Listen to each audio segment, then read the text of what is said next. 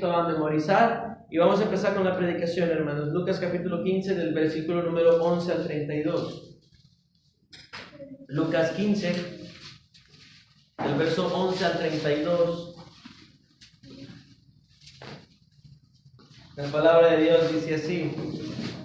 Yo leo, hermanos, sigan la lectura con su mirada, por favor. También dijo, un hombre tenía 2 hijos. Y el menor de ellos dijo a su padre, Padre, dame la parte de los bienes que me corresponde. Y les repartió los bienes. Lucas 15, verso 13. No muchos días después, juntándolo todo, el hijo menor se fue lejos a una provincia apartada y allí desperdició sus bienes, viviendo perdidamente. Y cuando todo lo hubo malgastado, vino una gran hambre en aquella provincia y comenzó a faltarle. Y fue y se arrimó a uno de los ciudadanos de aquella tierra, el cual envió a su hacienda para que apacentase cerdos. Y deseaba llenar su vientre de las algarrobas que comían los cerdos, pero nadie le daba. Y volviendo en sí dijo, ¿cuántos jornaleros en casa de mi padre tienen abundancia de pan, y yo aquí perezco de hambre? Me levantaré e iré a mi padre, y le diré, Padre, he pecado contra el cielo y contra ti. Ya no soy digno de ser llamado tu hijo, hazme como a uno de tus jornaleros. Y levantándose vino su padre, y cuando aún estaba lejos, lo vio su padre y fue movido a misericordia, y corrió y se echó sobre su cuello y le besó. Y el hijo le dijo, Padre, he pecado contra el cielo y contra ti, y ya no soy digno de ser llamado tu hijo. Pero el padre dijo a sus siervos, sacad el mejor vestido y vestidle, y poned un anillo en su mano y calzado en sus pies, y traed el becerro gordo y matadlo, y comamos y hagamos fiesta. Porque mi hijo muerto era y ha revivido, se había perdido y es hallado, y comenzaron a regocijarse. Y su hijo mayor estaba en el campo, y cuando vino y llegó cerca de la casa, oyó la música y las danzas. Y llamando a uno de los criados le preguntó qué era aquello, y él le dijo, tu hermano ha venido, y tu padre ha hecho matar al becerro gordo por haberle recibido bueno y sano. Entonces se enojó y no quería entrar. Salió por tanto su padre y le rogaba que entrase. Mas él respondiendo dijo al padre, he aquí, tantos años te sirvo, no habiéndote desobedecido jamás, y nunca me has dado ni un cabrito para gozarme con mis amigos. Pero cuando vino tu hijo, que ha consumido tus bienes con rameras, has hecho matar para él el becerro gordo. Él entonces le dijo, hijo, tú siempre estás conmigo, y todas mis cosas son tuyas. Mas era necesario hacer fiesta y regocijarnos, porque tu hermano era muerto y ha revivido, se había perdido y es hallado. Señor, le damos las gracias por lo bueno que es con nosotros. Ayúdenos, Señor, en esta tarde a poder comprender esta parábola, Señor. Abre nuestro entendimiento, danos sabiduría, Señor, que pueda yo explicar bien, Señor, esta parábola y que mis hermanos la puedan entender bien, Señor. Ayúdeme con la garganta, Señor, que me deje de doler y no sea un obstáculo, Señor, para la predicación de tu palabra y Señor, con la alergia que estoy sintiendo, Señor, en este momento, que también me ayude con ella, Señor. Le ruego que nos dé sabiduría para aprender estas 2 parábolas, mi favorita, y que, Señor, así como anteriormente se había enseñado de una manera muy clara, pueda ser, Señor, igualmente enseñada, Señor. Que la podamos comprender todos mis hermanos esta parábola y ayúdenos, Señor, a siempre tener la correcta interpretación de tu palabra. En el nombre de Cristo Jesús le pedimos estas cosas. Amén. La parábola del hijo pródigo, hermanos. Yo creo que en esta parábola muchos nos sentimos identificados con el hijo pródigo. Al menos durante un tiempo esa fue mi situación, ¿no? Esta parábola es fascinante, atraviesa un mar entero de emociones, desde la tristeza más profunda hasta el gozo más grande, de grandes riquezas a pobreza profunda, de la diversión al dolor y de la ley a la gracia. mis hermanos, la palabra parábola significa colocar algo al lado de un objeto. Es decir, busca colocar algo al lado de una verdad espiritual para que esa verdad espiritual sea clara. Son simplemente, mis hermanos, ejemplos. Esta es una parábola un tanto malinterpretada por muchas personas que creen que se dirige la parábola a cristianos, mis hermanos, pero no, esta parábola no es para los cristianos. Y el error surge del versículo número 11, donde dice que el hombre tenía 2 hijos. ¿Qué es lo que hacen? Es que muchos dicen, ok, es que está hablando entonces de cristianos, sencillamente porque dice la palabra hijo. Mis hermanos, pero esa no es la correcta clase, la correcta interpretación de la parábola, y Dios quiera, mis hermanos, que puedan comprender la parábola en esta tarde, ¿verdad?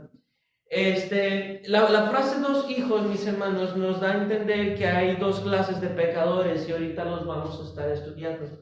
Uno es el pródigo, el descarado, el que no le importa que lo vean pecar y que voluntariamente da mal testimonio y ya sabe que cayó y con más ganas hace cosas mal, ¿no? Y el otro clase de pecador, mis hermanos, es el secreto. El que se cree bueno, el que esconde el pecado, el que busca no ser visto por las personas al momento de cometer el pecado. Hay 2 clases de pecadores, mis hermanos, y son estas 2, el descarado y el que siempre lo encubre. Ahora, esta porción, mis hermanos, del capítulo 15 de Lucas, tiene 3 parábolas: la oveja perdida, la moneda perdida y la del hijo pródigo. Y las 3 parábolas muestran cuál es el gozo de Dios. Y el gozo de Dios, mis hermanos, es un pecador arrepentido. La palabra de Dios dice que en el cielo hay gozo cuando un pecador se arrepiente. Y las 3 parábolas, mis hermanos, de este capítulo están haciendo un énfasis hacia cómo la persona es rescatada por el Señor Jesucristo.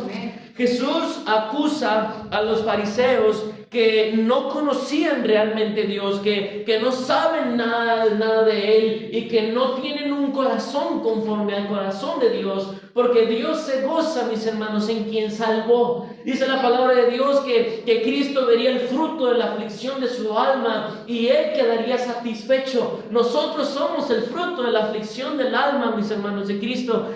¿Por qué? Porque nosotros ahora vamos al cielo y el hecho de ver el Señor aquí hoy en día, las vidas transformadas y que hay un Espíritu Santo morando en nosotros y que nos apartamos del pecado y que tenemos la certeza de que estaremos en el cielo, mis hermanos, eso da plena confianza y certeza más bien a Cristo de que su obra redentora en la cruz no fue en vano, que nos ha alcanzado, que nos ha salvado. Ahora, el hijo pródigo representa al pecador, no representa al cristiano. Olvídese de que esta parábola es para cristianos, es para pecadores. Esta parábola representa al pecador, al peor de todos, ¿sí? El Padre que busca la reconciliación es Jesucristo, quien recibe al pecador. El hermano mayor de esta parábola es el fariseo y escriba. ¿Por qué? Porque los hipócritas religiosos y legalistas estaban buscando ganarse el reino de Dios y creían que no había lugar para la gracia. Sí, y nosotros podemos ver que los fariseos se enojaban con Jesucristo cuando Él compartía la mesa con pecadores, con mujeres que se habían dedicado a la prostitución y con estafadores. Entonces, el hijo mayor, mis hermanos, representa a los fariseos y el hijo menor, el pródigo, representa a un pecador más. En Lucas capítulo 15, verso 11 y 12 dice así: también dijo, un hombre tenía 2 hijos. Y el menor de ellos dijo a su padre: Padre, dame la parte de los bienes que me corresponden. Y le repartió los bienes. Entonces Cristo, mis hermanos, al contar esto, los fariseos debieron haber sacudido la cabeza. Eso era horrible. Ningún hijo decente haría esto. La herencia no se pide hasta después de que el papá murió. El hecho de que el hijo le estuviera pidiendo la herencia ya era como decirle a su propio padre: para mí tú estás muerto. Entonces, este hijo prácticamente le está diciendo: ¿sabes qué? Me gustaría que estuvieras muerto. Te quiero muerto. Yo ya no quiero tu autoridad en mi vida. Yo ya quiero mi herencia. Yo ya quiero vivir mi vida. Y es una ofensa grande la que el papá está recibiendo en esta historia. En el verso 13 dice: no muchos días después, juntándolo todo, el hijo menor se fue lejos a una provincia apartada y allí desperdició sus bienes viviendo perdidamente. Tierras, animales, todo lo convirtió en dinero. Pocos días después, ¿cómo? Todo lo vendía barato, hermanos. Sus tierras, que eran parte de su herencia, sus animales, que eran parte de su herencia, todo lo vendió barato y por eso consiguió dinero pronto. Él no solamente menospreció a su padre, menospreció a la herencia. Tomó el dinero y se fue de su país, menospreció a Israel. ¿Me está entendiendo? En Lucas 15, verso número 13, dice: no muchos días después, juntándolo todo, el hijo menor se fue lejos a una provincia apartada y allí desperdició sus bienes viviendo perdidamente. Y cuando todo lo hubo malgastado, vino una gran hambre en aquella provincia y comenzó a faltarle. Y bien que ese está el versículo número 30. ¿Cómo era que este hombre vivía perdidamente? Dice: pero cuando vino tu hijo, que ha consumido tus bienes con rameras, has hecho matar para él el becerro gordo. Este joven era inmoral, era de lo peor, mis hermanos. Comenzó a gastar todo su dinero con prostitutas.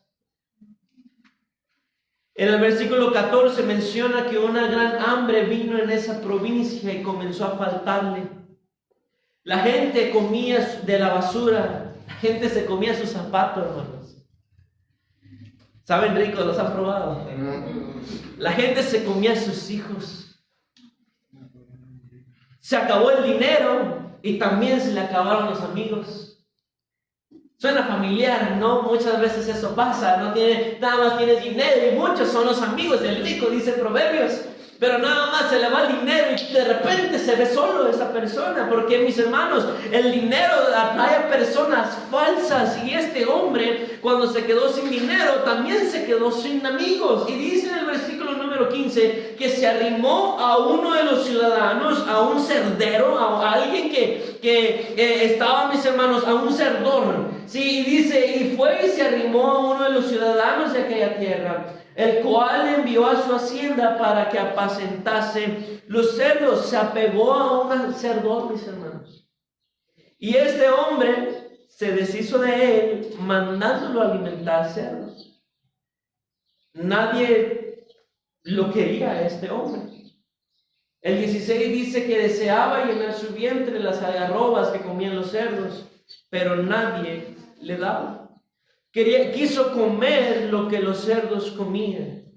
Había algarrobas que eran cubiertos de una planta que los cerdos podían digerir, pero los humanos no. Entonces, por más que tuviera hambre y que quisiera comer algarrobas, no podía comérselas, se iba a terminar muriendo. Terminó como cerdo y no podía ni siquiera comer lo que los cerdos comían. En el 17 dice que volviendo en sí dijo: ¿cuántos jornaleros en casa de mi padre tienen abundancia de pan y yo aquí perezco de hambre? Entonces, ¿qué está pasando, mis hermanos? Aquí hay arrepentimiento. Cuando se hace una evaluación verdadera y exacta de nuestra condición y vemos que estamos mal y que debemos cambiar, hermanos, eso es arrepentimiento. Al admitir que nuestra posición no era en sí la correcta. Aquí está a punto de morir, la boca del infierno se está abriendo para recibirlo, y entonces él se acuerda que hay un Padre celestial, piadoso, grande en misericordia, mis hermanos, que lo ama y que es muy generoso. Y este hombre arrepentido comienza a decir: ¿sabes qué? Me voy a alimentar, me voy a levantar y voy a ir a mi padre y le voy a decir: Padre, he pecado contra ti. No soy digno de ser llamado tu hijo. Mis pecados son tan altos como el cielo. No soy digno de que me recibas. No soy digno de que tengas piedad conmigo. Yo no busco una reconciliación. Contrátame como si fuera un hombre más, un siervo más, porque yo he pecado. Y los fariseos, mis hermanos, al escuchar la historia, ellos dirían, sí, tiene que sufrir esto. Si él realmente quiere venir y quiere una reconciliación, entonces tiene que ser un esclavo ahora. Tiene que ir, echarse polvo, sentarse allí, ser abusado durante 7 días y quizá le concedemos audiencia y quizá le concedemos que bese nuestros pies para que ahora sí podamos llegar a una reconciliación. Pero esto no pasó en esta historia, hermanos. La palabra del Señor menciona que cuando este hijo pródigo se arrepintió y volvió a Jesucristo, a su padre, mis hermanos, el padre lo recibió sin echarle nada en cara. Muchos padres cometen el error de que el hijo se va de casa pensando que ya tiene su vida resuelta, que se va a comer el mundo y que no, las cosas no son tan graves como papá siempre se lo dice. Y cuando regresan, los papás ahora se sienten en una posición de decirle, ves, te lo dije, mijito, cuando tú vas, yo ya vine y ya eché 2 o 3 vueltas. Siempre dicen eso los papás. Y comienzan a echarle cara al joven, ¿sabes qué? Es que si quieres tú regresar a casa, se van a hacer las cosas así, y esto es así, y nunca más vas a hacer esto, y lo otro, y comienzan a poner un montón de reglas que probablemente se sientan en su deber, en su derecho, mis hermanos, pero la gracia que el Señor está mostrando es que lejos de caerle encima, lo reciba con misericordia. Acuérdese de lo que andaba usted haciendo cuando tenía la edad de ellos. Usted también tiene sus esqueletos en sus armarios. Tiene cola que le pisen y a lo mejor hasta más que nosotros. Tiene su historial, ¿sabe usted? Sí, es verdad que los jóvenes la regamos, nos metemos en problemas, causamos problemas y todo el mundo tiene problemas con usted por los problemas que nosotros generamos. Pero mis hermanos, aún así no se olvide que hubo alguien que años atrás, a la edad de ellos, también andaba metiéndose en problemas como esos y peores, y ese era usted. Así que nunca se le olvide, mis hermanos, lo que es la misericordia. Usted puede verse a sí mismo, mis hermanos, como un pecador en extremo que depende de un padre amoroso que lo está esperando, ofreciendo la reconciliación y está contento de recibir al pecador vergonzoso, hacerlo un hijo, mis hermanos, con todos los derechos y todos los privilegios. Hay perdón en nuestro Dios. Hay perdón en nuestro Dios. Lo hemos deshonrado, le hemos fallado, hemos actuado como si no lo quisiéramos en nuestra vida. Para nosotros es como si estuviera muerto, porque no nos importa lo que Él nos mande, las reglas que Él nos diga, no nos importa lo que Él nos prohíba, y vivimos como si no quisiéramos su autoridad sobre nosotros. Por eso no vivimos la Biblia. ¿Me está escuchando? ¿Sabe por qué usted no vive la vida cristiana? ¿Sabe por qué usted no vive para Dios? Porque piensa que hay algo mejor. No hay nada mejor, hermano. No hay nada mejor. Y se supone que usted viene del mundo, se supone que usted lo sabe ya. Algunos de ustedes, pues, los que vienen del mundo. No hay nada mejor. Pero con nuestra actitud, mis hermanos, mostramos a nuestro Dios que no nos importa que Él tenga sus manos extendidas. Nosotros seguimos siendo rebeldes y contradictores. No nos importa que Él nos lleve en nuestros pasos y que Él sea el que nos sostenga a través de las aflicciones y pruebas. No nos importa, mis hermanos, que Él mismo sea el que nos refugie y el que contesta las peticiones aún cuando merecíamos ser ignorados. Pero aún así Él nos espera. En Lucas 15, verso 18, me levantaré y iré a mi padre y le diré: Padre, he pecado contra el cielo y contra ti. Ya no soy digno de ser llamado tu hijo. Hazme como uno de tus jornaleros. O sea, Él está diciendo: yo ya no puedo ser tu hijo, no lo merezco, mejor hazme un empleado tuyo.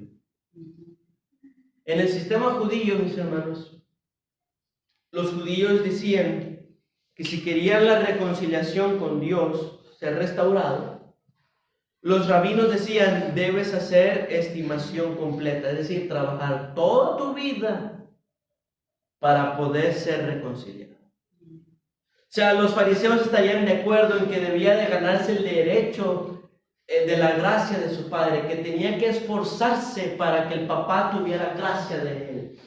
¿Me está entendiendo la palabra?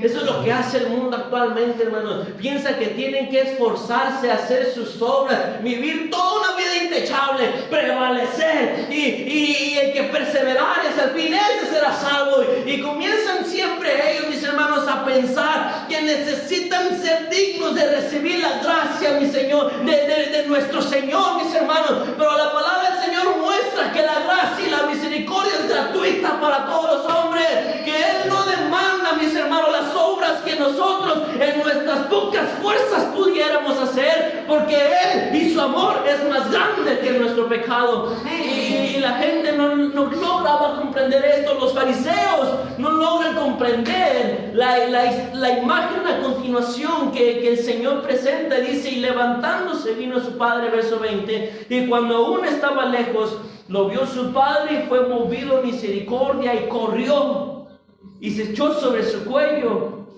y le besó. Lo vio de lejos. ¿Cómo? Muy probablemente el papá estaba buscando a su hijo. Y así es Dios, mis hermanos. Él busca al pecador. Nosotros nos acercamos a Él, mis hermanos, porque Él se acercó primero a nosotros. Nosotros le amamos porque Él nos amó a nosotros primero. Y dice, corrió, mis hermanos. Para correr con una túnica que llegaba hasta el piso, el papá tenía que haberse levantado la túnica, como esas que... Y esto era vergonzoso porque se veían las patrullas todas peludillas, ¿verdad? Y parecían de esas novias que van por las calles, corre y corre levantándose el vestido. Era algo vergonzoso para un padre andar haciendo esto. El padre es el que está llevando, mis hermanos, la vergüenza para la restauración de su hijo, para la restauración. Mis hermanos, Jesucristo llevó la vergonzosa cruz para restaurarnos a nosotros, para darnos vida cuando estábamos en pecado. Fue el Señor el que soportó, mis hermanos, estar en ese monte crucificado a la vista de todo el pueblo. Fue el Señor el que aceptó la vergüenza de que todo el mundo, de que todo el pueblo estuviera alrededor de la calle mientras Él iba llevando la cruz. Fue el Señor el que estuvo, mis hermanos, de acuerdo, y el que estuvo voluntariamente dispuesto a ser visto mientras lo azotaban, a ser visto mientras sangraba. Fue el Señor el que recibió la vergüenza, mis hermanos, de que la gente le escupiera la cara. ¿Sabe por qué? Para hacernos sus hijos, restaurarnos. Es el Padre, es el que lleva la vergüenza, no somos nosotros. No, lo que nosotros lo merecíamos, mis hermanos, Cristo lo llevó para la salvación de nuestra alma. El Padre es quien lleva la vergüenza. Los judíos habían dicho, qué vergüenza, darle heredad, reconciliarlo, darle toda autoridad y todavía ponerle responsabilidad. Los judíos, esta historia, mis hermanos, para los judíos es llamado el Mesá, algo así, no me acuerdo cómo se pronuncia, no sé judío.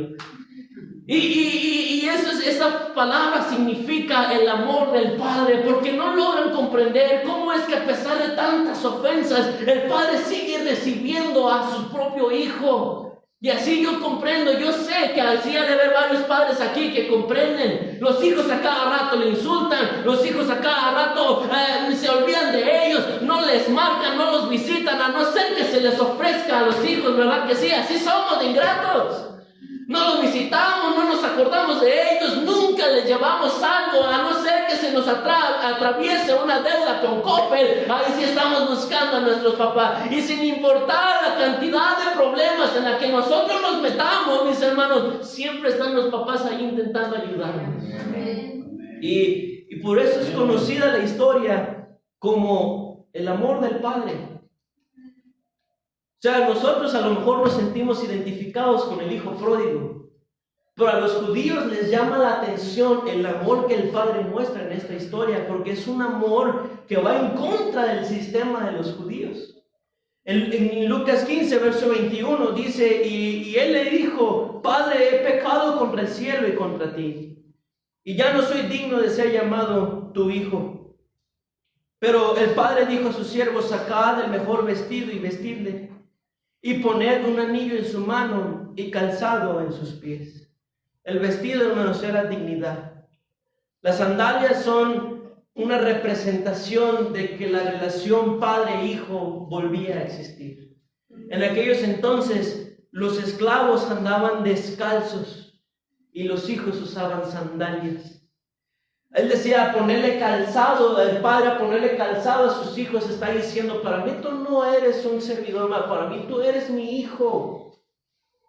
Y luego todavía le da anillo, le da autoridad. Esto era una bomba para los judíos, mis hermanos, porque ellos pensaban que la reconciliación tenía que costar, que tiene que ser por obras, que se tenía que ganar por su justicia. Y mis hermanos, la palabra de Dios muestra, era por gracia. Las vestiduras blancas que nosotros hemos recibido ante el Señor, las sandalias, mis hermanos, que ahora nos hacen poder llamarlo como Padre, y que nos ha dado el espíritu de adopción y que lo llamamos como Abba Padre, una manera muy linda de referirnos a nuestro Dios. Y el hecho, mis hermanos, de que Él nos ha dado el sello del Espíritu Santo dentro de nosotros, mis hermanos, es la prueba más grande de que no hemos sido reconciliados por Él, por nuestra justicia, sino que Él tuvo la gracia suficiente con nosotros para reconciliarnos con el Padre a través de la cruz de Jesucristo. Y dice la palabra del Señor que Cristo, Dios estaba en Jesucristo, reconciliando consigo mismo a los hombres, mis hermanos, no por las obras, sino por la cruz que Él mismo padeció, que Él mismo llevó, y voluntariamente tuvo en menos el vituperio, y voluntariamente llevó la cruz sabiendo que iba a salvar a unos de aquí, que iba a salvar a unos de Gómez, que algunos se iban a venir desde quién sabe dónde para venir aquí y escuchar que Cristo los amaba, que había alguien esperando con brazos abiertos para darle una salvación, mis hermanos. Y esa es la aplicación de la historia. Un pecador que se está arrepintiendo. Dios recibe al pecador, mis hermanos, con gozo.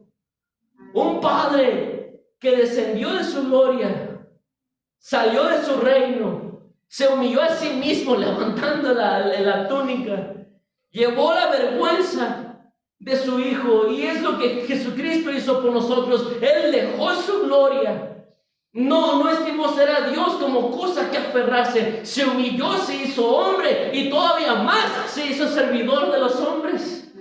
Y luego, por si fuera poco, mis hermanos, llevó nuestra vergüenza en la cruz, todo para abrazarnos y hacernos sus hijos. Amén. Todo para eso. Él recibe al pecador por su propio gozo. Dios siente gozo al recuperar a los perdidos, mis hermanos. Verso 25 dice: y su hijo mayor estaba en el campo, y cuando vino y llegó cerca de la casa, oyó la música y las danzas. Y llamando a uno de los criados, le preguntó qué era aquello. Y él le dijo: tu hermano ha venido y tu padre ha hecho matar el becerro gordo por haberle recibido bueno y sano. Entonces se enojó y no quería entrar. Salió por tanto su padre y le rogaba que entrase. El segundo hijo odia en secreto a su hermano. ¿Cómo lo sabemos? ¿Dónde estaba al principio cuando su hijo se estaba desviando? Cuando su hermano, se estaba desviando. ¿Dónde estuvo para consolar a su padre? ¿Dónde estuvo para frenar las malas decisiones de su hermano y para motivar la honra de su padre? No se ve. Entonces, no tiene realmente una relación con ninguno de sus familiares. Nunca aparece, no está allí, mis hermanos. Él estaba en el campo, estaba cumpliendo con su deber a regañadientes. El religioso irresponsable estaba enojado por el perdón de su padre, por la gracia de su padre. Los fariseos se molestaban porque Cristo recibía a los pecadores, hermano. ¿Me está poniendo atención? Los fariseos se molestaban porque Cristo recibía a los pecadores. Por eso sabemos que este segundo hijo son los fariseos. Porque este segundo hijo se está molestando de que el padre haya recibido a un pecador como su hermano. Y ellos no entienden el gozo de Dios por el pecador arrepentido. Y la gente religiosa se resiste constantemente a la gracia. Si usted lee el verso 28, dice, se enojó y no quería entrar, berrinchudo. Salió por tanto su padre y le rogaba que entrase. La religión, mis hermanos, es más condenadora que la impiedad, ¿sabes? Los religiosos son difíciles de alcanzar porque creen que en su propia justicia personal Dios ofrece perdón a ambos, al religioso, hermanos, y aquel que no practica mucho la religión. A los dos el Señor les ofrece perdón, pero es muy peligroso pensar para esas personas que pueden ganarse el derecho de ir al cielo por sus buenas obras. El 29 y 30 dice, mas él respondiendo dijo al padre, he aquí, tantos años te sirvo, no habiéndote desobedecido jamás, y nunca me has dado ni un cabrito para gozarme con mis amigos, pero cuando vino tu hijo, que ha consumido tus bienes con rameras, has hecho matar para él el becerro más gordo. En él entonces le dijo, hijo, tú siempre estás conmigo. Todas mis cosas son tuyas, mas era necesario hacer fiesta y regocijarnos, porque tu hermano era muerto y ha revivido, se había perdido y es allá. Ahora ponga atención porque esta es la parte más importante de la historia, ¿sí? Y Dios quiera que se pueda explicar bien. En las historias antiguas, hermanos, había una serie de estrofas para recordar más fácil una historia. Y si una historia era más larga, entonces tenía estrofas alternas. Si en una historia se hablaba de la relación de una suegra con su nuera durante 4 estrofas, entonces durante otras 4 estrofas se hablaba de la relación del suegro con el yerno. Siempre tenía que haber la misma cantidad de estrofas, lo uno con el otro, siempre se complementaban. En esta historia hay 8 estrofas que involucran al hijo menor y al padre, pero solamente hay 7 estrofas que involucran al hijo mayor y al padre. Cualquier persona de la cultura del Medio Oriente, hermanos, diría que esta historia está incompleta, que le falta una estrofa, que le falta algo a esta historia, que quedó inconclusa, que quedó un final abierto. ¿Y qué fue lo que pasó? El Señor Jesucristo, mis hermanos, dejó la historia incompleta en palabras y la completó en hechos. El hijo mayor estaba tan furioso que tomó un pedazo de madera y golpeó a su padre hasta matarlo. ¿Y en dónde está eso? No está en esta historia, pero está en la historia. Los fariseos tomaron la madera, la formaron en una forma de cruz y en ella, hermanos, mataron al Señor Jesucristo. Allí nuestro Señor murió.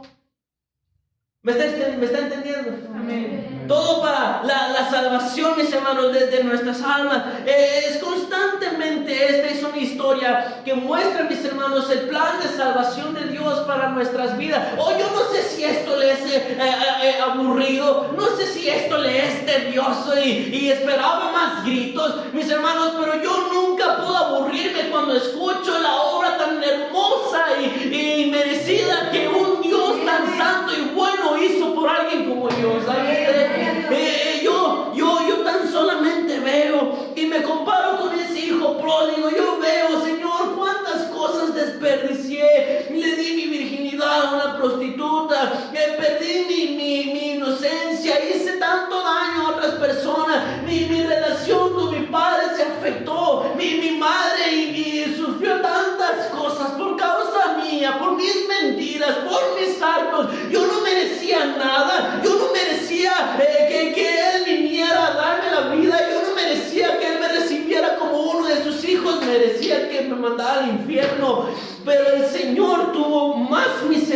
misericordia de la que yo podía yo esperar, o de la que podía yo pensar que quizá podría yo merecer o recibir. Me mostró más misericordia, más amor, y allí me di cuenta de lo amado que soy. De lo amado que soy.